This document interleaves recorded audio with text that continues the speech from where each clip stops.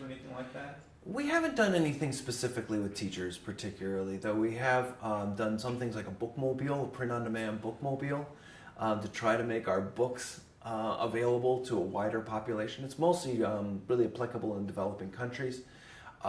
We've done some projects on print-on-demand with other groups, and just making things available for people to mash up and try with their technologies in such a way that they're not going to get sued by some corporation. Let's find the good stuff that people want to be playing with. I want to ask you a little bit about Brewster Kahle. I've heard so much about this fellow, but tell me a little bit about your background, how it is that you ended up where you are doing this. I'm a geek, so I went to technology school and did pretty well out of that. And then the question is, what do you do with it? Right? I mean, if you're a technologist, it's all about doing something. The question is, what do you want to do with it? And there were a couple ideas floating around in the air in the late 70s. One was encryption to try to help protect people's privacy, because we knew that was going to be a real problem. The other was build the great library that we've always been promising, but never delivering on. And I thought that the library thing would just not be that hard to do. So I went off to try to get that done, and went through building a supercomputer company that could go and do search, and did the first search engine on the internet, a publishing system called Waze. It came before Gopher and before the web. Anyway, it was all to try to get people to publish in the open sphere, so that once we can get publishing on the net, then we could go and build the library. And by '96, said, okay, now we can build the library. And along the way, I sold a couple internet companies, and that allowed us to start up this whole thing without getting some massive grant from the Ford Foundation.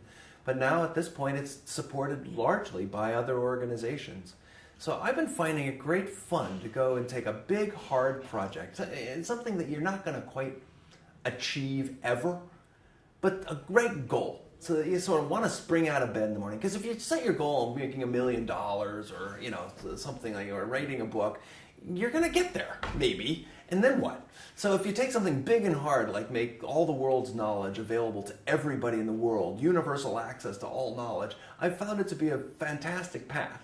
Because it's got technological challenges, it's got law and policy issues, get to deal with cultural institutions, and it's all in the open. I can feel good about not sort of going and closing off the commons. And so I still spring out of bed in the morning. So when you look forward into the future, what's the potential for this? If we're successful, we'll actually make a model where information producers make some amount of money without it all being centralized in a few magnum corporations, that we have a distributed system of information production, that we've got long-term memory of it, that there's interesting and new search tools and things that are not all locked up in a couple large-scale search companies, that there are lots of different ways to get access to these, that there's going to be information to play with, that if you're anybody that's got a new idea, you're not going to be locked out because of where you live, how much money you have, what corporate contacts, towards having your idea at least seen by a lot of people and played with. That's the goal of the internet. We're part of that overall environment to go and build that kind of a future, and it's why we like